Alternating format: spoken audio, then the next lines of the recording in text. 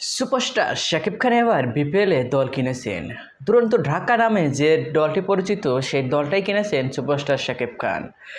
শাকিব খান একজন ক্রিকেট ভক্ত, তাই তার হারল্যান্ড কোম্পানির প্রতিষ্ঠান থেকে এই দলটি কেনা হয়েছে।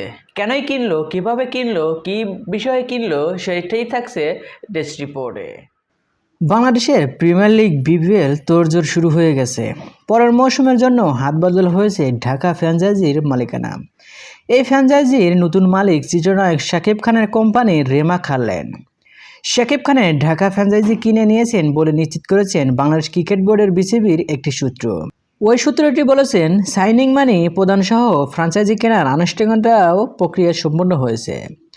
প্রসাধনী হোম কেয়ার পণ্যের প্রতিষ্ঠান রেমাক হারল্যান্ড, এই কোম্পানির পরিচালক চিত্রনায়ক শাকিব খান। এই দল কেনার মধ্য দিয়ে প্রথমবারের মতো দেশের ক্রিকেটের সঙ্গে যুক্ত হলেন জনপ্রিয় এই চিত্রনায়ক।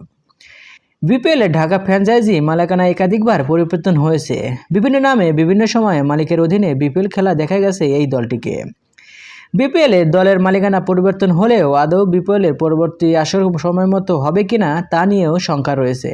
দেশের একটি জাতীয় দৈনিকের বরাতে জানা গেছে, বিপিএল নিয়ে বিসিবির যে দুই পরিচালক কাজ করেন তারা এখন কোথায় আছেন সে সম্পর্কে বিসিবির কাছে কোনো তথ্য নেই। শেখ হাসিনার সরকারের পতনের পর বিসিবির সভাপতি সহ বেশ কয়েকজন পরিচালকের অবস্থান সম্পর্কে আপাতত ধোঁয়াশা রয়েছে। তাই স্বাভাবিকভাবে বিপিএলের ভবিষ্যৎ এখন শঙ্কার মুখে।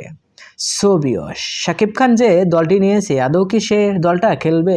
আর হ্যাঁ, বিনোদন জগৎ ও খেলাধুলার সকল ভিডিও পেতে চ্যানেলটি সাবস্ক্রাইব করুন। ধন্যবাদ।